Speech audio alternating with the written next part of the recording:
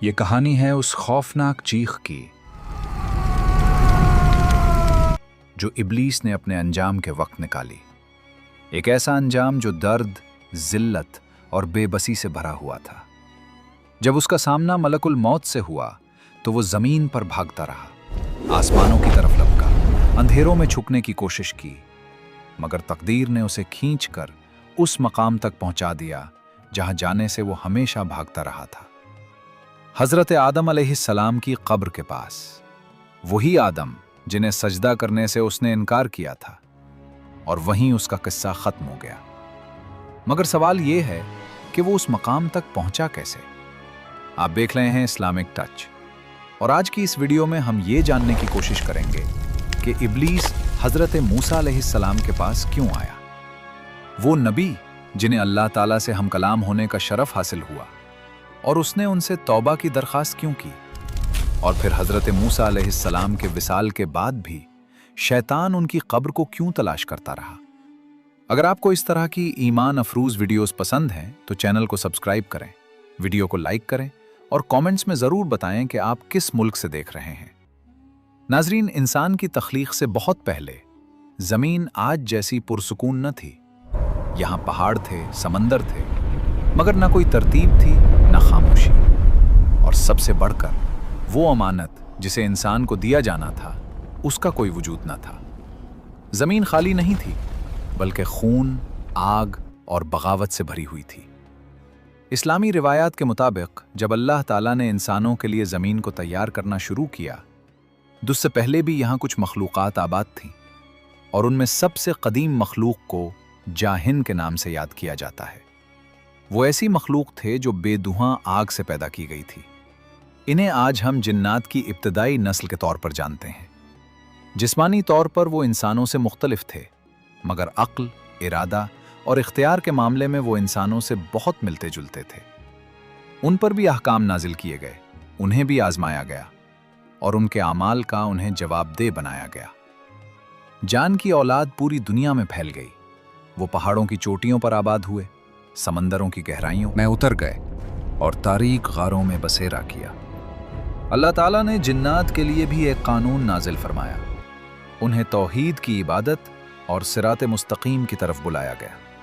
ان میں ایک جن جس کا نام تانوس تھا، اور اس کی نسل نے اس دعوت کو قبول کیا۔ وہ ایمان لائے اور عبادت گزار بن گئے، مگر اکثریت نے اس پکار کو ٹھکرا دیا۔ روایات کے مطابق، بالخصوص ابن عربی کی نقل کے مطابق، تقریباً 4020 سال تک جنات دنیا کے مختلف حصوں میں عبادت کرتے رہے، مگر وقت گزرنے کے ساتھ ساتھ تکبر آہستہ آہستہ ان کے دلوں میں داخل ہونے لگا۔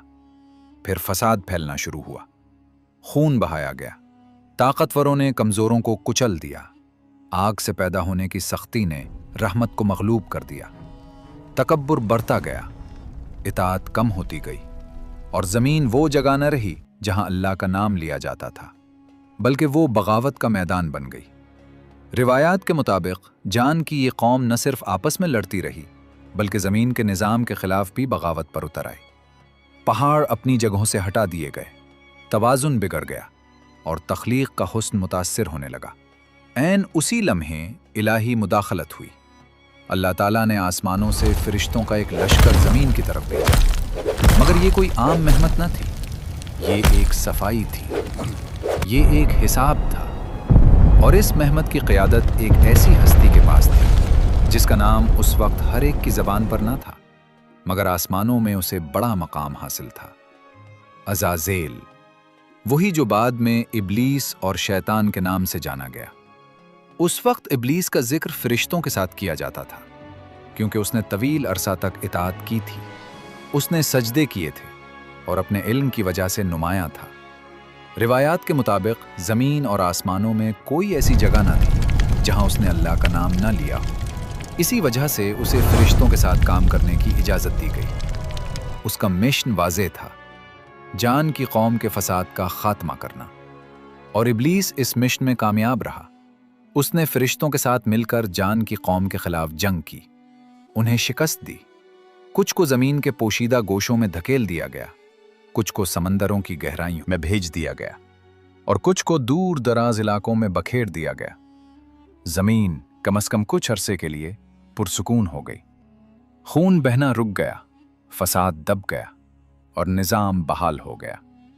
मगर असल खतरा यहीं से शुरू हुआ, क्योंकि इस फतह ने इब्लीस के दिल में एक ऐसी चीज को जन्म दिया जो खामोश थी, जिसे किसी ने ना देखा मगर अल्लाह ताला खूब जानता था। तकब्बुर। अब इब्लीस खुद को सिर्फ एक मुती बंदा नहीं समझता था, उसके अंदर ख्यालात जन्म ले चुके थे। अगरचे वो अभी जबान पर ना आए थे मगर बढ़ रहे थे। मैंने कामयाबी हासिल की, मैंने जमीन को पाक किया, मैं बरतर हूं। इताअत अभी बाकी थी मगर इखलास में दरार पड़ना शुरू हो चुकी थी।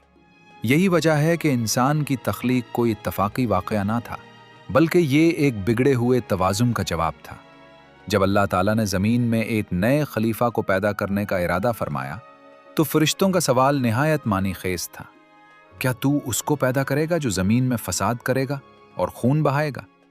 ये सवाल जान की कौम की याद से पैदा हुआ था। ज़मीन ये मंजर पहले देख चुकी थी और उसकी कीमत भी चुका चुकी थी।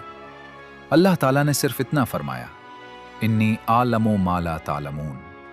इस जवाब में इंसान के बारे में एक राज भी था और इब्लीस के बारे में एक पोशीदा हिसाब भी, क्योंकि इंसान की तख्लीक से पहले ही आजमाइश शुरू हो चुकी थी। इब्लीस के दिल का तकब्बुर अभी जाहिर ना हुआ था, मगर वो एक ऐसे रास्ते पर चल पड़ा था जहां से वापसी ना थी। जान की कौम तो खत्म कर दी गई, मगर उनकी छोड़ी हुई वरासत यानी बगावत, तकब्बुर और बरतरी का दावा एक और दिल में जिंदा रही, और बहुत जल्द ये तकब्बुर पहली बार खुलकर सामने आने वाला था। जमीन को संवारा जाएगा, रूह फूंकी जाएगी और सजदे का हुक्म दिया जाएगा। मगर उस लम्हे से पहले ये समझना जरूरी है कि इब्लीस कौन था और वो यहां तक कैसे पहुंचा, क्योंकि ये किस्सा सिर्फ शैतान का नहीं बल्कि इंसानियत का भी है। इब्लीस की कहानी कोई अचानक शुरू होने वाली बगावत की कहानी नहीं, जैसा कि अक्सर लोग समझते हैं। इब्तिदा में वो न रद्द किया गया था, न मलूम था, न तारीफ, बल्कि तवील अरसे तक वो इताअत का निशान और इबादत की मिसाल समझा जाता था। आसमानों में उसका नाम एहतराम से लिया जाता था। इस्लामी रिवायात के मुताबिक इब्लीस जिन्नात में से था, मगर आम जिन ना था। वो अपने इल्म, इबादत और मुनज़्ज़म बंदगी की वजह से नुमाया था।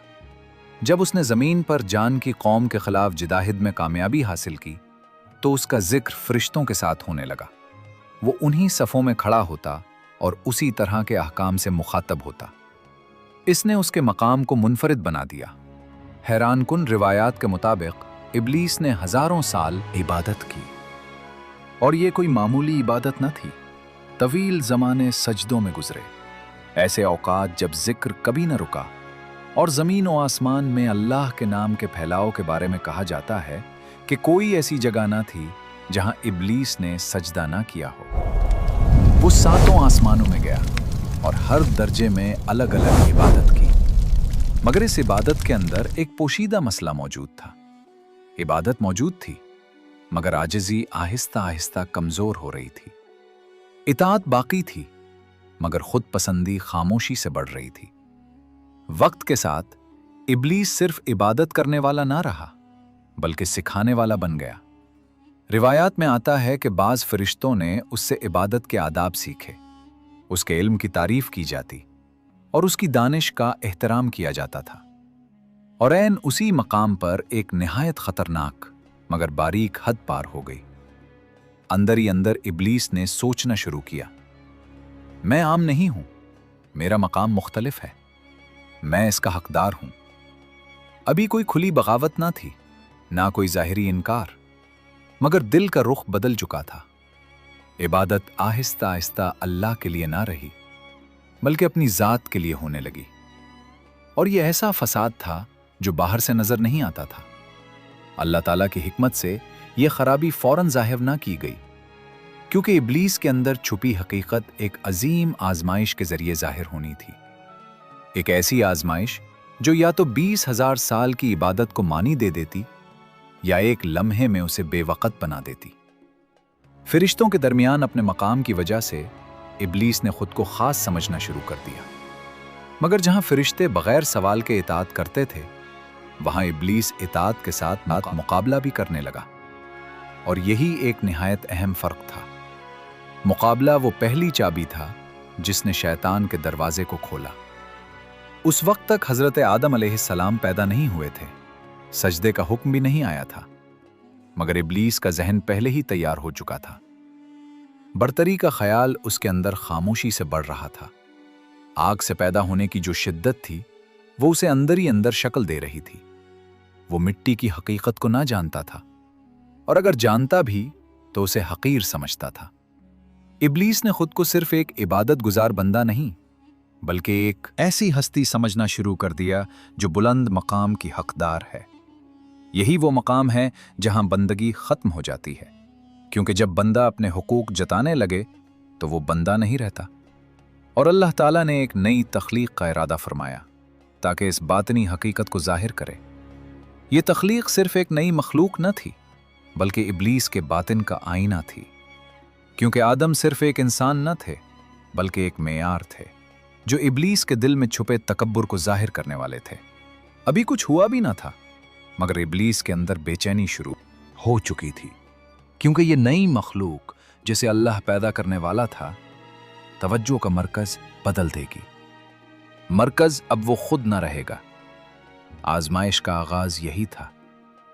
20,000 साल की इबादत एक सवाल पर परखी जाने वाली थी। क्या तू अल्लाह के हुक्म की वजह से इताअत करता है या इसलिए कि खुद को बरतर समझता है? इब्लीस का जवाब अभी जबान पर ना आया था, मगर उसका दिल फैसला कर चुका था, और बहुत जल्द जमीन की खामोशी टूटने वाली थी। एक पैकर शक्ल इख्तियार करेगा और इब्लीस के अंदर छुपी बीमारी सबके सामने जाहिर हो जाएगी। एक दिन फरिश्ते जमा हुए। अल्लाह ताला ने उन्हें एक खबर दी, ऐसी खबर जिस पर वो हैरान रह गए। मैं जमीन में एक खलीफा पैदा करने वाला हूं। फरिश्तों ने अर्ज किया, ए हमारे रब, क्या तू फिर ऐसी मखलूक पैदा करेगा जो जमीन में फसाद करेगी और खून बहाएगी, जैसा कि जिन्नात ने पहले किया, जबकि हम तेरी तस्बीह बयान करते हैं और तेरी पाकी बयान करते हैं? यह कोई एतराज न था, बल्कि सिर्फ एक सवाल था। फरिश्ते जानना चाहते थे, जिन्नात के बाद एक और मखलूक क्यों? अल्लाह ताला का जवाब मुख्तसर मगर गहरा था, इन्नी आलमु मा ला तालमून। फिर अल्लाह ताला ने हुक्म दिया कि जमीन के हर हिस्से से मिट्टी ली जाए। सुर्ख मिट्टी, काली मिट्टी, सफेद मिट्टी, पीली मिट्टी, हर रंग और हर कैफियत की मिट्टी को जमा किया गया, और अल्लाह ताला ने उससे एक पैकर बनाया, इंसान। मगर वो बेजान था, सिर्फ एक जिस्म, एक जगह खड़ा, बेजान और इंतजार में। 40 दिन तक हजरत आदम अलैहिस्सलाम का वो बेहरकत पैकर वहीं मौजूद रहा। फरिश्तों ने उसे देखा, मगर उसके करीब न गए। तजस्सुस था, मगर अदब भी था। और इब्लीस ने भी उसे देखा, और उसी लम्हे उसके अंदर मौजूद तकब्बुर का जहर और ज्यादा तेजी से फैलने लगा। इब्लीस उस पैकर के करीब आया, उसके गिर्द घूमा, कभी उसके मुंह के रास्ते अंदर झांका, कभी नाक के रास्ते बाहर आया, कभी कान के जरिए दाखिल हुआ और आंखों से बाहर देखा, मगर सब कुछ खाली था, सिर्फ मिट्टी, सिर्फ खाक। इब्लीस ने आहिस्ता आवाज में तकरीबन सरगोशी करते हुए कहा, तू कुछ भी नहीं, तू सिर्फ मिट्टी है और मैं आग से हूं। मैंने फरिश्तों को सिखाया, मैं 7 आसमानों तक पहुंचा, मैं जन्नत में दाखिल हुआ, मैं जमीन का हाकिम हूं। फिर उसने मजीद कहा, अगर मैं तुझ पर मुसल्लत हो जाऊं तो तू मुझसे बच नहीं सकेगा। रातें गुजरती रहीं। इब्लीस हर रात आता, हर रात आदम के गिर्द घूमता, हर रात उसे नीचा दिखाता और हर रात धमकियां देता। हजरत आदम उस वक्त तक इब्लीस की नजर में एक दुश्मन बन चुके थे, हालांकि उनमें अभी जिंदगी फूंकी नहीं गई थी। ना वो बोलते थे, ना हरकत करते थे, मगर इब्लीस के अंदर एक तूफान उठ चुका था, क्योंकि पहली बार उसके सामने एक ऐसी तख्लीक आ रही थी जिसमें वो मरकज नहीं था। इस इंतजार के दौरान इब्लीस का जहन मुसलसल काम करता रहा। वो मुकारना करता, वो आग के बारे में सोचता, वो मिट्टी के बारे में सोचता, वो समझता कि आग ऊपर उठती है और मिट्टी नीचे रहती है, आग तेज है और मिट्टी भारी। और यही मुकारना आहिस्ता आहिस्ता सिर्फ ख्याल ना रहा बल्कि एक अकीदा बनने लगा। सजदे का हुक्म अभी नहीं आया था, मगर इब्लीस अपना फैसला पहले ही सुनना चुका था। जूं जूं हजरत आदम का इंतजार बढ़ता गया, इब्लीस की बेचैनी भी बढ़ती गई, क्योंकि ये खामोशी उसे मजीद सोचने पर मजबूर करती, और जितना वो सोचता उसका तकब्बुर उतना ही गहरा होता जाता। हालांकि फरिश्ते ऐसे नहीं थे। फरिश्तों ने इंतजार किया, उन्होंने सवाल नहीं किया, ना ही मुकारना किया, मगर इब्लीस ने खुद अपने लिए मेयार बनाना शुरू कर दिया था। यही वजह है कि रूह फूंके जाने से पहले का यह मरहला इंतहाई नाजुक था, क्योंकि इब्लीस के अंदर बगावत पुख्ता हो चुकी थी। अगरचे वो अभी जाहिर ना हुई थी, मगर अब वापसी का कोई रास्ता बाकी ना रहा था। एक दिन वो इलाही वक्त आ पहुंचा। अल्लाह ताला ने रूह फूंकी, हजरत आदम अलैहिस्सलाम जिंदा हो गए, उनकी आंखें खुली, हयात का आगाज हुआ, और आसमानों में गूंजने वाला हुक्म अब मजीद मुअख्खर न रहा। मगर इब्लीस के लिए यह लम्हा सजदे का नहीं था, बल्कि इन्फिसाल का आखिरी लम्हा था, क्योंकि जो तहकीर बेजान जिस्म के वक्त शुरू हुई थी, वो अब जिंदगी मिलने पर खुली बगावत में बदलने वाली थी। और बहुत जल्द एक ही हुक्म के साथ हजारों साल की इबादत एक जुमले में मिटने वाली थी। जब रूह फूंकी गई तो हजरत आदम सिर्फ एक पैकर न रहे, वो जिंदा हो गए। उन्हें इल्म दिया गया, उन्हें अस्मा सिखाए गए। फिर इलाही हुक्म आया, और ये हुक्म किसी मखलूक की ताजीम के लिए नहीं, बल्कि बंदगी की हद मुकर्रर करने के लिए था। आदम को सजदा करो। फिरिश्तों ने कोई हिचकिचाहट न की, न सवाल किया, न मुकारना किया। जैसे ही हुक्म सुना, वो सजदे में गिर गए। फिरिश्तों के लिए मेयार वाज़ेह था, अगर हुक्म है तो इताअत है। मगर उनमें एक गैर मौजूद था, इब्लीस। वो खड़ा रहा। ये कोई इस्तरारी लम्हा ना था, ना कोई उलझन। ये वो लम्हा था जब बरसों का छुपा हुआ तकब्बुर बाहर आ गया। अल्लाह ताला ने इब्लीस से सवाल फरमाया। ये सवाल मालूमात के लिए नहीं था, बल्कि हकीकत को जाहिर करने के लिए था। तुझे किस चीज ने रोका जब मैंने तुझे सजदे का हुक्म दिया? इब्लीस ने जवाब दिया, और ये जवाब तारीख में गोया पहली फलसफा था। उसने वही के मुकाबले में अपनी अक्ल को मेयार बनाने की कोशिश की, और पहली बार यूं कहा, मैं उससे बेहतर हूं। तूने मुझे आग से पैदा किया और उसे मिट्टी से बनाया। इन अल्फाज के साथ मेयार बदल गया। अब अल्लाह का हुक्म फैसला कुन ना रहा, बल्कि इब्लीस का मुकारना मेयार बन गया। आग और मिट्टी का यह तकाबुल सिर्फ माद्दी ना था, बल्कि मैं बेहतर हूं के नजरिए का ज़हूर था।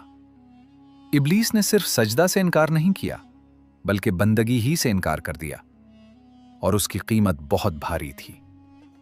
तो यहां से निकल जा, तू रद्द कर दिया गया, और तुझ पर मेरी लानत है। इब्लीस अब फरिश्तों में शामिल ना रहा, मगर यहां कहानी खत्म ना हुई, क्योंकि उसने हलाकत नहीं मांगी, उसने मोहलत मांगी। मुझे उस दिन तक मोहलत दे दे जब लोग दोबारा उठाए जाएंगे। ये दरखास्त कबूल हुई, क्योंकि आजमाइश सिर्फ इब्लीस की नहीं थी, बल्कि इंसानियत की भी थी। और इब्लीस ने वाज़ेह तौर पर अपना इरादा बयान किया, फिर मैं तेरे सिराते मुस्तकीम पर बैठूंगा। मैं उनके सामने से, उनके पीछे से, उनके दाएं से और उनके बाएं से आऊंगा, और तू उनमें से अक्सर को शुक्रगुजार ना पाएगा। ये अल्फाज सिर्फ धमकी ना थे, बल्कि एक मंसूबा थे। इब्लीस ये कह रहा था कि वो इंसान को बराह रास्त नहीं घेरेगा, बल्कि पहलुओं से हमला करेगा। ना खुली बगावत के साथ, बल्कि खामोश गुमराही के साथ। ना सिर्फ गुनाह के जरिए, बल्कि उज्र के जरिए। ना वाज़े हराम के साथ, बल्कि जवाज के पर्दे में। और पहले वार की जगह भी वाज़े थी, जन्नत। हजरत आदम और हव्वा अलैहिस्सलाम जन्नत में थे। सिर्फ एक मन था, और वो भी वाज़े तौर पर बयान किया गया था। मगर इब्लीस ने बराह रास्त हराम की तरफ नहीं बुलाया। हमेशा की तरह उसने हकीकत को मोड़ दिया। रिवायात के मुताबिक इब्लीस जन्नत में सांप के जरिए दाखिल हुआ, खुले दुश्मन के तौर पर नहीं, बल्कि एक दोस्त की शक्ल में, एक खैरखा मुशीर की तरह। और उसने कसम उठाई, मैं तुम दोनों का सच्चा खैर खा हूं। जब उसने उस दरख्त का जिक्र किया जिससे रोका गया था, तो उसने उसे खतरा नहीं बल्कि एक मौका बनाकर पेश किया। तुम्हारे रब ने तुम्हें इस दरख्त से सिर्फ इसलिए रोका है कि तुम फरिश्ते ना बन जाओ या हमेशा जिंदा ना रह सको। ये बात हकीकत के खिलाफ थी, मगर दिल को भा गई, क्योंकि इब्लीस इंसान की कमजोरी जानता था, हमेशा रहने की ख्वाहिश और बरतर होने की तमन्ना। और फिर हजरत आदम और हव्वा ने उस दरख्त से खा लिया। उस लम्हे सिर्फ एक हुक्म की नाफरमानी ना हुई, बल्कि हिस्स और शऊर बदल गया। उरियानियत का एहसास पैदा हुआ, हया का शऊर जागा और अपने आप को छुपाने की जरूरत महसूस हुई, क्योंकि गुनाह पहले इंसान के अंदर को बेनकाब करता है, फिर बाहर को। जन्नत अब वो जन्नत ना रही। पहला जाल बीत चुका था, पहला गिरना वाक़ हो चुका था। मगर ये लम्हा जिसे इब्लीस ने कामयाबी समझा, दरअसल एक बड़े इम्तिहान की इब्तिदा थी, क्योंकि इंसान तौबा कर सकता था और इब्लीस नहीं। सजदे से इनकार के साथ जो जुदाई शुरू हुई थी, वो जन्नत के पहले फितने से मजीद गहरी हो गई, और उस लम्हे से जमीन के मंजर पर एक तवील, तारीक और सब्र आजमा जंग शुरू हो गई। इब्लीस के लिए सब कुछ खत्म हो चुका था। जन्नत के दरवाजे बंद कर दिए गए और वो इलाही रहमत से निकाल दिया गया। मगर ये सबसे बड़ी सजा ना थी। असल अजाब वो पछतावा था जो उसके अंदर जल रहा था, एक ऐसी आग जो कभी ठंडी ना हुई, क्योंकि इब्लीस जानता था उसकी गलती जहालत से नहीं थी। हुक्म वाज़े था, हकीकत वाज़े थी। ये जो कुछ नाकाम हुआ वो उसकी अकल नहीं थी, बल्कि उसका तकब्बुर था। वक्त गुजरता रहा, जमीन पर नस्लें बदलती रहीं, अंबिया अलैहिमुस्सलाम आते रहे, लोगों को डराते और हक की तरफ बुलाते रहे। जब इंसान तौबा करता तो उसे माफ कर दिया जाता, मगर इब्लीस जब भी तौबा के दरवाजे के करीब आया, उसने हमेशा गलत रास्ता इख्तियार किया। उसका पछतावा नाफरमानी पर नहीं था, बल्कि उस मकाम पर था जो उससे छिन गया था। रिवायात के मुताबिक एक दिन इब्लीस हजरत मूसा अलैहिस्सलाम के पास आया, छुपकर, न खुली दुश्मनी के साथ, न धमकियों के साथ, बल्कि सवाल लेकर, हिचकिचाहट के साथ। उसने कहा, क्या ये सच है कि अल्लाह आपसे कलाम करता है? हजरत मूसा अलैहिस्सलाम ने बुला झिझक जवाब दिया, जी हां। इब्लीस ने कहा, तू अपने रब से कहिए कि उसकी एक मखलूक चाहती है कि उसकी तौबा कबूल हो जाए। उसने अपना नाम जाहिर न किया, मगर उसकी नीयत वाज़ेह थी। हजरत मूसा अलैहिस्सलाम ने वही का इंतजार किया, और फिर अल्लाह ताला की तरफ से जवाब आया, ए मूसा, उससे कहो मैं तुम्हारी खातिर उसकी दरखास्त कबूल करता हूं, मगर वो आदम अलैहिस्सलाम की कब्र पर जाए और वहां सजदा करे। ये पेशकश रहमत का दरवाज़ा थी, मगर साथ ही एक आखिरी आजमाइश भी। जब हजरत मूसा अलैहिस्सलाम ने यह पैगाम इब्लीस तक पहुंचाया, तो उसके अंदर पुरानी बीमारी फौरन फिर उभर आई। उसका चेहरा सियाह पड़ गया, गुस्सा बढ़ गया, और उसने कहा, मैंने आदम को उस वक्त सजदा नहीं किया जब वो जिंदा था, तो अब जब वो मर्दा है तो मैं उसे सजदा करूं? ये जुमला जाहिर कर गया कि उसका पछतावा हकीकी नहीं था, क्योंकि हकीकी तौबा में शर्तें नहीं होती, न तकब्बुर होता है। मगर इब्लीस अब भी खुद को दुरुस्त समझ रहा था। रिवायात के मुताबिक इस इनकार के बाद उसका अजाब मजीद सख्त कर दिया गया। उससे पूछा गया, तो अल्लाह के अजाब को कैसा पाता है? उसने मुख्तसर और सख्त जवाब दिया, तसव्वर से भी ज्यादा सख्त। फिर एक और मौका दिया गया, आदम जन्नत में जिंदा हैं, जाओ उनके पास, सजदा करो, माफी मांगो और बख्शे जाओ। मगर इब्लीस ने फिर इनकार कर दिया। ये हठ धर्मी उसके अजाब को और बढ़ा गई।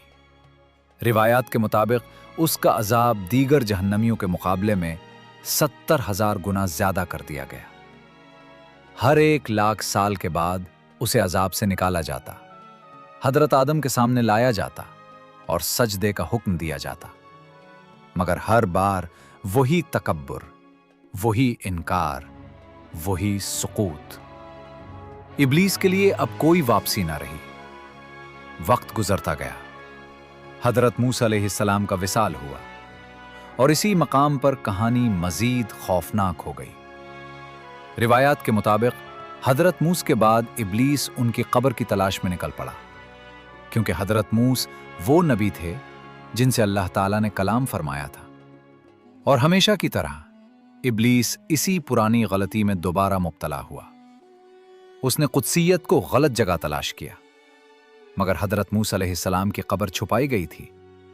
اللہ تعالیٰ نے اس کا مقام لوگوں سے پوشیدہ رکھا، کیونکہ قبریں خود بھی ابلیس کے فتنوں کے اہم راستوں میں سے ہیں، اور یہ ان خفیہ طریقوں میں سے ایک ہے جن کے ذریعے وہ لوگوں کو سجدے اور توحید سے دور کرتا ہے۔ ابلیس یہ بات جانتا تھا، اسی لیے وہ تلاش میں تھا۔ وہ اسے ڈھونڈنا چاہتا تھا مگر نہ پا سکا۔ اور یہاں ایک بہت دردناک حقیقت سامنے آتی ہے۔ جب تک ابلیس توحید کو قبول نہ کرے، اس کے لیے توبہ کا دروازہ نہیں کھلتا۔ اس کا مسئلہ گناہ نہیں تھا، اس کا مسئلہ تکبر تھا۔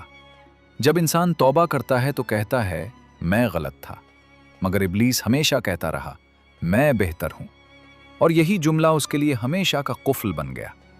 شیطان کے پاس ندامت تھی مگر استسلام نہ تھا، آنسو تھے مگر سجدہ نہ تھا، اقرار تھا مگر اطاعت نہ تھی، اسی لیے وہ معاف نہ کیا گیا۔ یہ حصہ ہمیں ایک بات سکھاتا ہے، اللہ کی مغفرت بے حد ہے، مگر تکبر سے ڈھکا ہوا دل اس تک پہنچ ہی نہیں سکتا، کیونکہ سجدہ صرف جسم کا زمین پر جھکنا نہیں بلکہ انا کا زمین پر رکھ دینا ہے۔ جب وقت آخر قریب آیا اور بھاگنے کی کوئی جگہ باقی نہ رہی تو پہلی بار ابلیس نے خود کو واقعی محصور پایا۔ صدیوں تک اس نے انسانوں کو بہکایا، کہا بعد میں توبہ کر لینا، کہا ابھی وقت ہے، کہا موت دور ہے، مگر اب وہی الفاظ اس کے گرد دیوار بن چکے تھے، کیونکہ اس بار وہ انسان کے سامنے نہیں تھا، وہ ملک الموت اسرائیل علیہ السلام کے سامنے تھا۔ روایات کے مطابق اللہ تعالیٰ نے اسرائیل کو حکم دیا کہ شیطان کی روح قبض کرے، اور موت صرف انجام نہیں تھی بلکہ حساب کا دروازہ تھی، اور یہی وہ چیز تھی جس سے ابلیس سب سے زیادہ ڈرتا تھا۔ اسی لیے اس نے آخری بار اپنی تمام چالیں، فریب اور طاقت استعمال کی تاکہ اس گرفت سے بچ نکلے۔ یہ کوئی عام تعاقب نہ تھا، نہ کسی مخلوق اور موت کے درمیان دوڑ، بلکہ یہ ایک ایسا منظر تھا جسے آسمان اور زمین دیکھ رہے تھے اور جو کائنات میں گونج رہا تھا۔ اسرائیل کا تعاقب شروع ہوا، اور شیطان زمین پر اس رفتار سے بھاگا جس تک ہوا بھی نہ پہنچ سکتی تھی، مگر اسرائیل ہر قدم کے ساتھ اس کے پیچھے تھا، کبھی راستہ نہیں کھوتا تھا۔ ابلیس زمین کے ہر کونے میں چھپنے لگا، پہاڑوں کی ڈھلوانوں میں جہاں انسان کا قدم نہ پڑا ہو، گھنے جنگلوں میں، ویران صحراؤں میں، مگر اسرائیل کی نظر ہر حرکت کو دیکھ رہی تھی اور ہر لمحہ قریب آتی جا رہی تھی۔ جب شیطان کو یقین ہو گیا کہ زمین پر اب کوئی جائے پناہ باقی نہیں تو اس نے زمین کی گہرائیوں میں چھپنے کا فیصلہ کیا۔ وہ مٹی کی تہوں میں، اندھیری اور ٹھنڈی جگہوں میں چھپنے لگا، مگر زمین کی تاریکی بھی اسے اسرائیل کی نظر سے نہ بچا سکی، اور جب وہ زیر زمین راستوں میں فرار تلاش کر رہا تھا، اسرائیل ہر قدم کے ساتھ اس کے پیچھے تھا۔ زمین بھی اسے بچا نہ سکی، کیونکہ وہ کبھی مٹی سے محبت کرتا ہی نہیں تھا، آدم علیہ السلام کی وجہ سے، اور اب اسرائیل بھی اس کے پیچھے تھا۔ مایوسی میں شیطان دوبارہ زیر زمین سے باہر آیا اور آسمان کی طرف بلند ہونے لگا۔ وہ بادلوں کے درمیان پناہ ڈھونڈنے لگا، مگر آسمان کی تاریک گہرائیوں میں بھی اسے ملک الموت اسرائیل علیہ السلام کی موجودگی محسوس ہوتی رہی۔ جہاں بھی وہ چھپنے کی کوشش کرتا، اسرائیل اس کے پیچھے ہی ہوتا۔ یہ خوفناک اور سانس روک دینے والا تعاقب آسمان میں مزید شدت اختیار کر گیا، اور ابلیس کا خوف بڑھتا ہی چلا گیا۔ جب اسے کوئی جائے پناہ نہ ملی تو وہ گھبرا کر دوبارہ زمین کی طرف لوٹ آیا۔ اب اسے خود بھی علم نہ رہا کہ وہ کہاں جا رہا ہے۔ خوف اور دہشت کے عالم میں وہ ہر رکاوٹ کو عبور کرتا ہوا کسی نامعلوم سمت میں بھاگنے لگا، اور پھر جب وہ مکمل طور پر مایوس ہونے لگا تو اس کے ذہن میں ایک آخری تدبیر آئی۔ اس نے فیصلہ کیا کہ وہ سمندروں کی طرف فرار اختیار کرے گا اور وہاں چھپ جائے گا۔ اسرائیل نے ہر جگہ تلاش کیا، مگر اس بار وہ اسے نہ پا سکا، تو وہ رب العالمین کی طرف متوجہ ہوا اور عرض کیا، اے میرے رب، میں اسے نہیں پا رہا، آپ کا کیا حکم ہے؟ अल्लाह ताला ने फरमाया, जहन्नम की तरफ जाओ, उसके निगरान मालिक के पास जाओ और जहन्नम के 70,000 कुत्ते लेकर आओ, उनके जरिए इब्लीस को तलाश करो। चुनांचे इज़राइल अलैहिस्सलाम ने जहन्नम के 70,000 कुत्ते लिए और उन्हें शैतान के पीछे लगा दिया। ये वो मखलूक थी जो आग से पैदा की गई थी, जिनकी आंखों में जहन्नम के शोले जल रहे थे और जिनके दांतों में मौत की सर्दी थी। वो जहन्नम की सबसे बेरहम और खूनखार मखलूक थी, जिनके जरिए तलाश मजीद तेज हो गई। मगर जब ये 70,000 कुत्ते भी इब्लीस को ना पा सके तो इज़राइल दोबारा रब्बुल आलमीन की तरफ लौटा। हुक्म पर मजीद 70,000 कुत्ते जहन्नम से लाए गए और तलाश जारी रही, मगर फिर भी वो ना मिल सका। आखिरकार एक और मर्तबा वो अपने रब की तरफ मुतवज्जे हुआ और आखिरी हुक्म पर मजीद 70,000 कुत्ते लिए गए और ताक़ुब जारी रहा। जब शैतान ने अपने पीछे कुत्तों की गरज और इज़राइल की सर्द मौजूदगी महसूस की तो वो बगैर जाने के कहाँ जा रहा है मुसलसल भागता रहा और अचानक एक सुनसान और वीरान जगह पर आकर रुक गया। वो जगह आम सी जमीन लग रही थी और वो थकन से चोर होकर जमीन पर गिर गया। सोचा कि अब भागने का कोई फायदा नहीं, मगर हकीकत ये थी कि उसका वहां पहुंचना कोई इत्तफाक ना था। उस वीरान और खामोश जमीन के नीचे एक अजीम मगर पोशीदा हकीकत छुपी हुई थी, एक ऐसा राज जिससे इब्लीस बेखबर था। अंधेरे और सुकूत में वो भागने की सोच रहा था, मगर उसे अंदाजा भी ना था कि वो किस मुक़द्दस मकाम के ऊपर मौजूद है। आसमान और ज़मीन इस मंजर को खामोशी से देख रहे थे और इज़राइल अलैहिस्सलाम आहिस्ता आहिस्ता करीब आ रहा था। इब्लीस जान चुका था कि अब ना कोई ताकत बाकी है ना कोई रास्ता। वो ज़मीन पर गिर चुका था और अब भागने की सक्कत भी ख़त्म हो चुकी थी। मलकुल मौत उसके करीब आया और कहा, ऐ मलऊन, जब अल्लाह ने तुझे सजदा का हुक्म दिया था तो तूने इनकार किया, तो क्या अब तू आदम के सामने झुक रहा है? इब्लीस लरसते हुए बोला, नहीं, मैंने आदम को सजदा नहीं किया। मैं कब और कहां उसके सामने झुकाऊं? इसी लम्हे हकीकत वाज़े हुई। वो जगह जहां वो गिरा हुआ था वो हजरत आदम अलैहिस्सलाम की कब्र के ऐन ऊपर थी, मगर उसे उसका इल्म ना था। फिर अल्लाह ताला के हुक्म से इज़राइल ने उसकी रूह कब्ज कर ली और उसका आखिरी सांस एक ऐसी खौफनाक चीख की सूरत में निकला जो कायनात ने कभी ना सुनी थी। वो चीख आसमान और ज़मीन को लर्जा गई और अगर उस वक्त इंसान मौजूद होते तो उसकी दहशत से फना हो जाते। और यही वो मंजर है जिसकी तरफ कुरान इशारा करता है।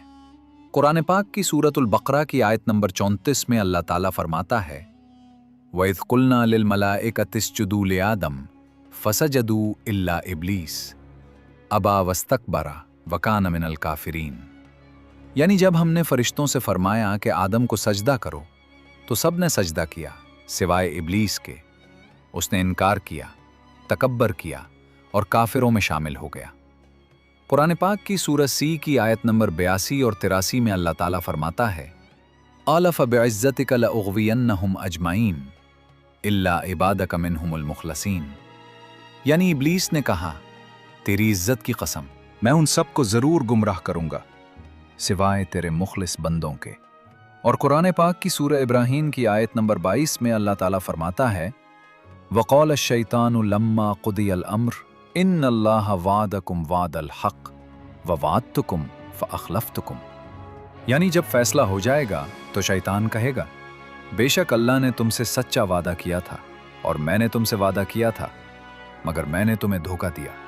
मेरा तुम पर कोई जोर न था सिवाय उसके कि मैंने तुम्हें बुलाया और तुमने मेरी बात मान ली। लिहाजा मुझे मलामत ना करो बल्कि अपने आप को मलामत करो। न मैं तुम्हारी मदद कर सकता हूं और न तुम मेरी। मैं पहले ही इस बात का इनकार कर चुका था कि तुम मुझे अल्लाह का शरीक बनाओ। यकीनन जालिमों के लिए दर्दनाक अजाब है।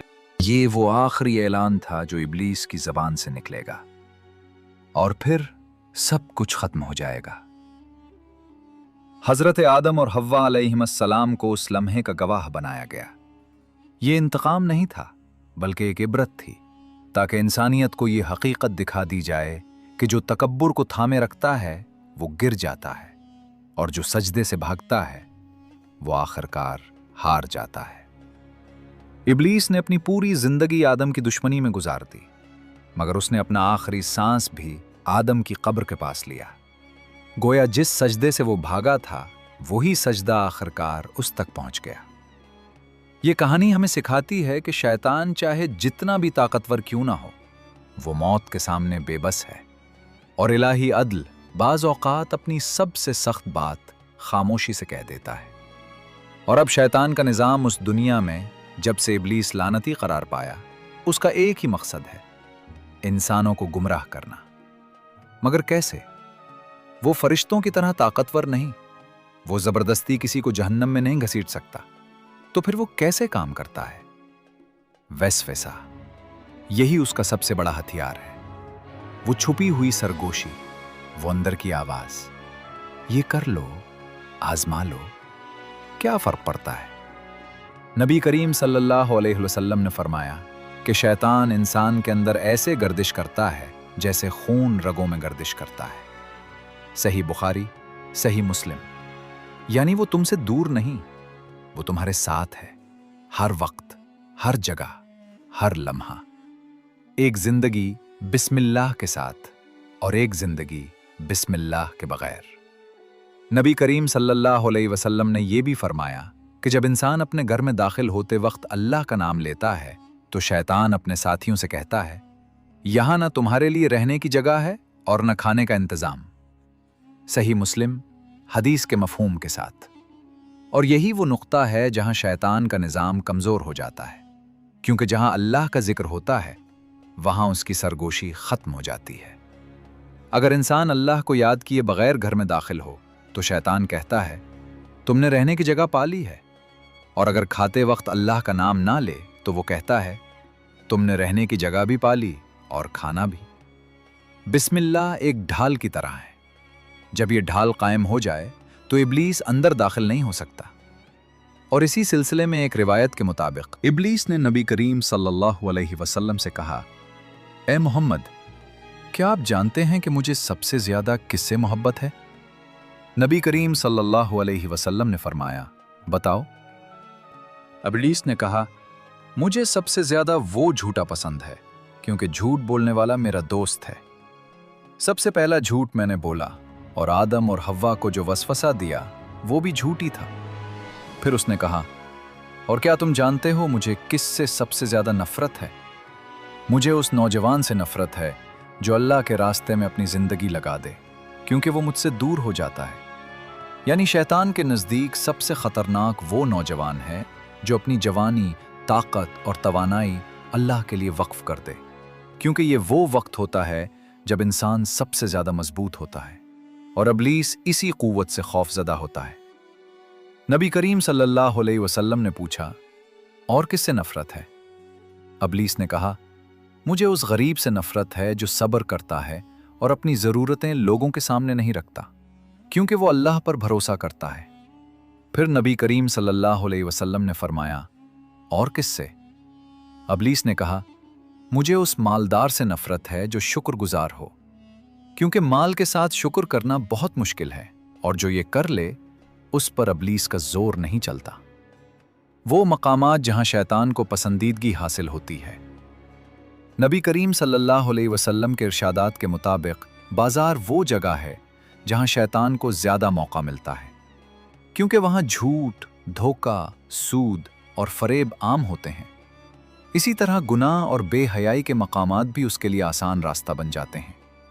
मगर दूसरी तरफ वो जगहें जहां शैतान सबसे ज्यादा कमजोर होता है, वो है मसाजिद, कुरान की तिलावत के घर, जिक्र की महफिलें और दुआ के लम्हात।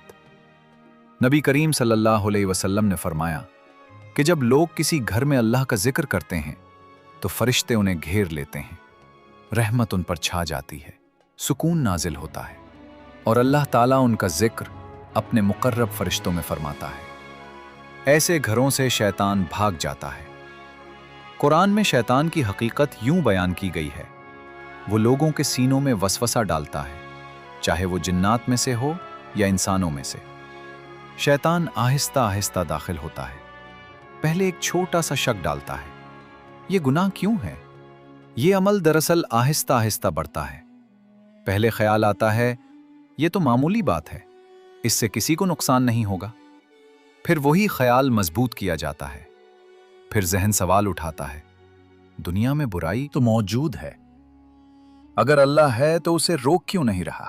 और फिर अगला कदम आता है, शायद दीन इंसानों की बनाई हुई चीज है। ये पूरा सिलसिला आहिस्ता आहिस्ता चलता है, कदम ब कदम, और अक्सर इंसान को एहसास भी नहीं होता कि वो किस तरफ जा रहा है।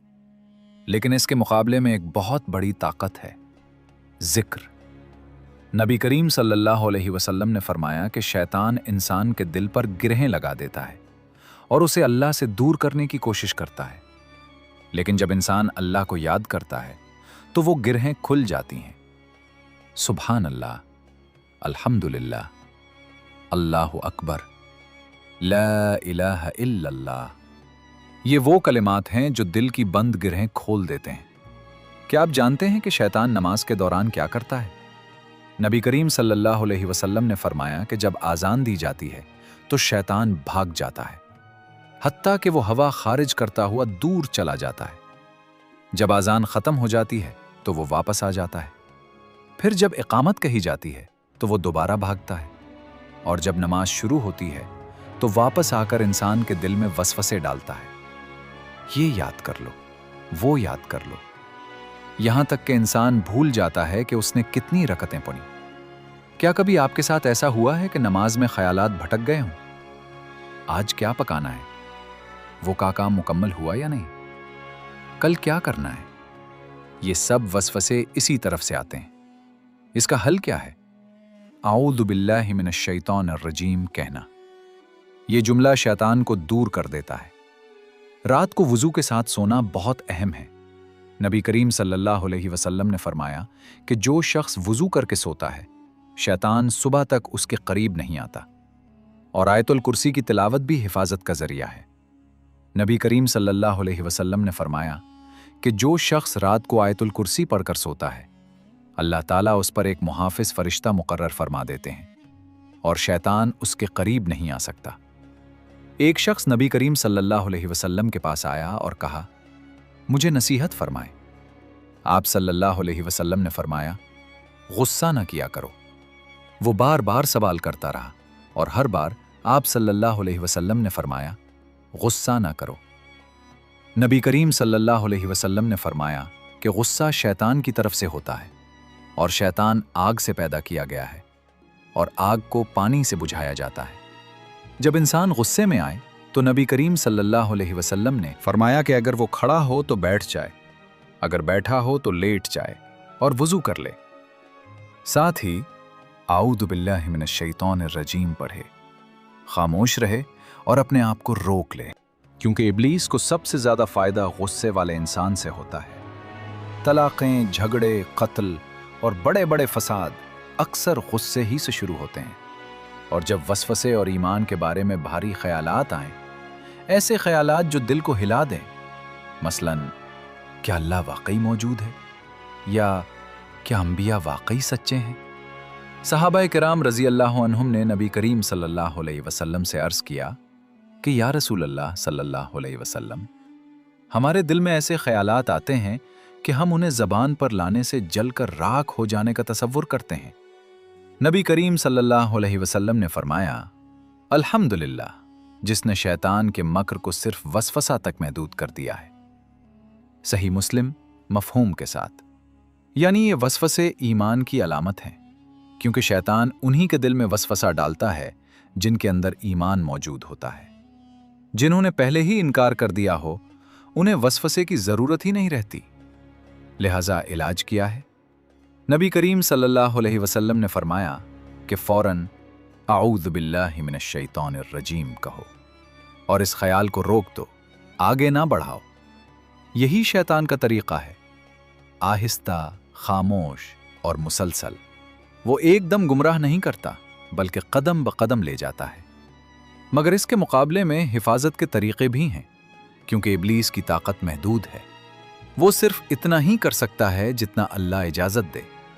नबी करीम सल्लल्लाहु अलैहि वसल्लम ने फरमाया कि शैतान ने खुद एतराफ़ किया कि जब इंसान नमाज पढ़ता है, रोज़ा रखता है और सदका देता है तो वो कमज़ोर हो जाता है, लेकिन सबसे ज़्यादा जिस चीज़ से वो जलता है वो अल्लाह का जिक्र है। जिक्र ही उसकी सबसे बड़ी कमज़ोरी है। और आयतुल कुर्सी ये एक मजबूत तरीन ढाल है। एक सहाबी नबी करीम सल्लल्लाहु अलैहि वसल्लम के पास आए और अर्ज़ किया कि रात के वक्त कोई शख्स आकर उनका सदका चुरा लेता है। नबी करीम सल्लल्लाहु अलैहि वसल्लम ने फरमाया कि क्या तुम जानते हो वो कौन है? इस वाक़े में बाद में तालीम दी गई कि हिफाजत के लिए आयतुल कुर्सी पढ़ो और शैतान से बचो। सहाबी ने अर्ज़ किया, मैं कोशिश करूंगा। इस रात सहाबी ने इंतज़ार किया और उस शख्स को पकड़ लिया। वो शख्स गिड़गिड़ा कर बोला, मुझे छोड़ दो, मैं गरीब हूं, मेरे बच्चे भूखे हैं। सहाबी के दिल में रहम आया और उसने उसे छोड़ दिया। सुबह जब वो नबी करीम सल्लल्लाहु अलैहि वसल्लम के पास पहुंचे, सारा वाकया बयान किया। नबी करीम सल्लल्लाहु अलैहि वसल्लम ने फरमाया, उसने तुमसे झूठ बोला है, वो दोबारा आएगा। दूसरी रात भी यही हुआ। वही शख्स आया, पकड़ा गया, फिर रोने लगा और फिर छोड़ दिया गया। तीसरी रात सहाबी बहुत गुस्से में थे। उन्होंने कहा, इस बार मैं तुम्हें नबी करीम सल्लल्लाहु अलैहि वसल्लम के पास ले जाऊंगा। वो शख्स बोला, रुक जाओ, मुझे जाने दो, मैं तुम्हें एक बहुत कीमती बात सिखाता हूं। सहाबी ने पूछा, क्या सिखाओगे? वो बोला, सोने से पहले आयतुल कुर्सी पढ़ लिया करो, अल्लाह तुम पर एक मुहाफिज फरिश्ता मुकर्रर कर देगा और सुबह तक शैतान तुम्हारे करीब नहीं आ सकता। सुबह जब ये बात नबी करीम सल्लल्लाहु अलैहि वसल्लम के सामने बयान की गई तो आप सल्लल्लाहु अलैहि वसल्लम मुस्कुरा दिए और फरमाया, इसने तुमसे सच कहा, लेकिन वो झूठा है। क्या तुम जानते हो वो कौन था? वो शैतान था। जी हां, इब्लीस खुद भी आयतुल कुर्सी की ताकत को जानता है। आयतुल कुर्सी कब पढ़नी चाहिए? फजर के बाद पढ़ने वाला पूरा दिन हिफाजत में रहता है। मगरिब के बाद पढ़ने वाला पूरी रात महफूज रहता है। सोने से पहले पढ़ने वाला नींद में महफूज रहता है। घर से निकलते वक्त पढ़ने वाला बाहर हिफाजत में रहता है। नबी करीम सल्लल्लाहु अलैहि वसल्लम ने फरमाया कि जो शख्स हर फर्ज नमाज के बाद आयतुल कुर्सी पढ़े, उसके लिए जन्नत में दाखिले से सिर्फ मौत रुकावट रह जाती है, यानी वो जन्नत में जरूर दाखिल होगा।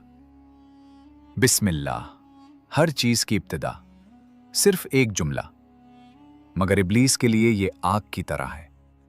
नबी करीम सल्लल्लाहु अलैहि वसल्लम ने फरमाया कि जो अहम काम बिस्मिल्लाह के बगैर शुरू किया जाए वो बेबरकत और नामुकम्मल होता है और शैतान इसी जगह दखल देता है।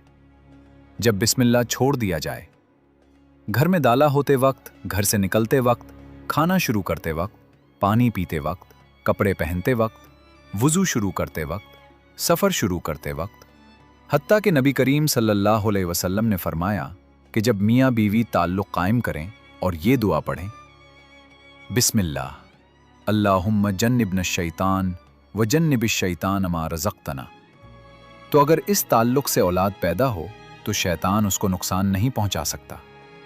सही बुखारी व सही मुस्लिम। बिस्मिल्लाह हर जगह ज़रूरी है। और आखिर में सबसे बड़ी ढाल, जिक्र। शैतान का सबसे बड़ा खौफ अल्लाह का जिक्र है। जिक्र क्या है? अल्लाह को याद करना, उसके नाम को दोहराना। जिक्र की सबसे सादा सूरतें ये हैं, सुभान अल्लाह, यानी अल्लाह हर नक्स से पाक है। अल्हम्दुलिल्लाह, यानी सारी तारीफ अल्लाह ही के लिए है। अल्लाहु अकबर, यानी अल्लाह सबसे बड़ा है। ला इलाहा इल्लल्लाह, यानी अल्लाह के सिवा कोई माबूद नहीं। नबी करीम सल्लल्लाहु अलैहि वसल्लम ने फरमाया कि जो शख्स दिन में 100 मरतबा सुभान अल्लाहि व बिहम्दिही कहे, उसके गुनाह माफ कर दिए जाते हैं, चाहे वो समंदर की झाग के बराबर ही क्यों ना हो। जो शख्स जिक्र करता है वो शैतान से महफूज रहता है। नबी करीम सल्लल्लाहु अलैहि वसल्लम ने फरमाया कि शैतान इंसान के दिल के साथ लगा रहता है। जब वो अल्लाह को याद करता है तो शैतान पीछे हट जाता है, और जब वो गाफिल होता है तो शैतान उसके दिल पर काबिज हो जाता है। लिहाजा दिल को खाली ना छोड़ो, हमेशा अल्लाह को याद रखो। सुबह और शाम के अज़कार। सुबह और शाम 3-3 मरतबा पढ़ा जाने वाला जिक्र अऊदु बिकलिमातिल्लाहि ताम्मात मिन शर्रि मा खलक, यानी मैं अल्लाह के कामिल कलिमात के जरिए उसकी पनाह मांगता हूं हर उस चीज के शर से जो उसने पैदा की। और ये दुआ भी, बिस्मिल्लाहिल्लज़ी ला यदुर्रु मअ इस्मिही शैउन फिल अर्दि वला फिस समा व हुवस समीउल अलीम, यानी अल्लाह के नाम के साथ जिसके नाम के साथ ज़मीन व आसमान में कोई चीज़ नुकसान नहीं दे सकती। नबी करीम सल्लल्लाहु अलैहि वसल्लम ने फरमाया कि जो शख्स ये दुआ सुबह 3 मरतबा पढ़े उसे शाम तक कोई नुकसान नहीं पहुंचता, और जो शाम को पढ़े उसे सुबह तक कोई नुकसान नहीं पहुंचता। कुरान और घर की हिफाजत। नबी करीम सल्लल्लाहु अलैहि वसल्लम ने फरमाया कि जिस घर में सूरतुल बकरा की तिलावत की जाती है वहां से शैतान भाग जाता है। खुसूसन सूरतुल बकरा की आखिरी 2 आयात आमन रसूल बहुत बड़ी हिफाजत हैं। नबी करीम सल्लल्लाहु अलैहि वसल्लम ने फरमाया कि जो शख्स रात को ये आयात पढ़ ले वो उसके लिए काफ़ी हो जाती हैं, यानी वो रात भर महफूज रहता है। इसी तरह सूरतुल इखलास, सूरतुल फलक और सूरतुन नास। नबी करीम सल्लल्लाहु अलैहि वसल्लम सोने से पहले ये 3 सूरतें पढ़ते, हाथों पर फूंक कर पूरे जिस्म पर फेरते थे। दुआ, सबसे मजबूत हिफाजत। ऐ मेरे रब, मैं शयातीन के वसवसों से तेरी पनाह मांगता हूं, और ऐ मेरे रब, मैं उनकी मौजूदगी से तेरी पनाह चाहता हूं। सूरतुल मुमिनून 97 से 98। ये दुआ सुबह शाम पढ़ो, शैतान दूर हो जाएगा। इखलास, वो मकाम जहां शैतान नहीं पहुंच सकता, क्योंकि अल्लाह ने इब्लीस से फरमाया कि मेरे मुखलिस बंदों पर तेरा कोई इख्तियार नहीं होगा। इखलास क्या है? हर अमल सिर्फ अल्लाह के लिए करना, ना दिखावे के लिए ना लोगों के लिए, सिर्फ और सिर्फ अल्लाह के लिए। जहां इखलास होता है वहां शैतान दाखिल नहीं हो सकता। सब्र और अल्लाह पर तवक्कुल भी एक बहुत बड़ी ताकत है। इब्लीस का सबसे बड़ा हथियार मायूसी है। वो इंसान के दिल में डालता है, तुम्हारा गुनाह बहुत बड़ा है, तुम खत्म हो चुके हो, अल्लाह तुम्हें माफ नहीं करेगा, तुम जहन्नमी हो चुके हो, अब गुनाह ही करते रहो। लेकिन अल्लाह ताला फरमाता है, कह दो ऐ मेरे बंदो जिन्होंने अपनी जानों पर ज्यादती की है, अल्लाह की रहमत से मायूस ना हो जाओ, बेशक अल्लाह तमाम गुनाहों को माफ फरमा देता है। सूरत उज़्ज़ुमर 53। यानी गुनाह कितना ही बड़ा क्यों ना हो, अल्लाह की रहमत इससे भी बड़ी है, बस सच्ची तौबा शर्त है। इब्लीस इंसान को मायूसी में धकेलना चाहता है, लेकिन मोमिन का रास्ता सब्र है। नबी करीम सल्लल्लाहु अलैहि वसल्लम ने फरमाया, मोमिन का मामला अजीब है, उसका हर हाल उसके लिए खैर है। अगर उसे खुशी मिले तो शुक्र करता है, और अगर तकलीफ पहुंचे तो सब्र करता है, और ये भी उसके लिए खैर है। सही मुस्लिम। इब्लीस ताकतवर जरूर है, लेकिन अल्लाह सबसे ज्यादा ताकतवर है। इब्लीस चालाक है, लेकिन अल्लाह सब कुछ जानने वाला है। इब्लीस करीब है, लेकिन अल्लाह उससे भी ज्यादा करीब है। अल्लाह ताला कुरान में फरमाता है, और हमने इंसान को पैदा किया और हम उसके नफ्स के वसवसों को जानते हैं, और हम उसकी शहरक से भी ज्यादा करीब हैं। सूरत कफ 16। यानी अगरचे शैतान रगों में वसवसा डालता है, मगर अल्लाह उससे भी ज्यादा करीब है। बस अल्लाह की पनाह तलब करो, जिक्र करो, दुआ करो, नमाज कायम करो, कुरान पढ़ो, बिस्मिल्लाह कहो, आऊज़ु बिल्लाह पढ़ो, और ये यकीन रखो अल्लाह तुम्हारे साथ है। इब्लीस का अंजाम वाज़े है, तुम्हारा अंजाम भी वाज़े हो सकता है। इंतखाब तुम्हारे हाथ में है। इंसान अल्लाह की एक बहुत खास मखलूक है। हम हैवान और फरिश्तों के दरमियान पैदा किए गए हैं। अगर हम चाहें तो फरिश्तों से भी बुलंद हो सकते हैं, और अगर शैतान के पीछे चलें तो जानवरों से भी नीचे गिर सकते हैं। इंतखाब हमारा है। कहा जाता है कि कभी फरिश्ते इंसान की हालत पर रश्क करते हैं, और कभी शैतान भी इंसान की हालत पर हैरान रह जाता है।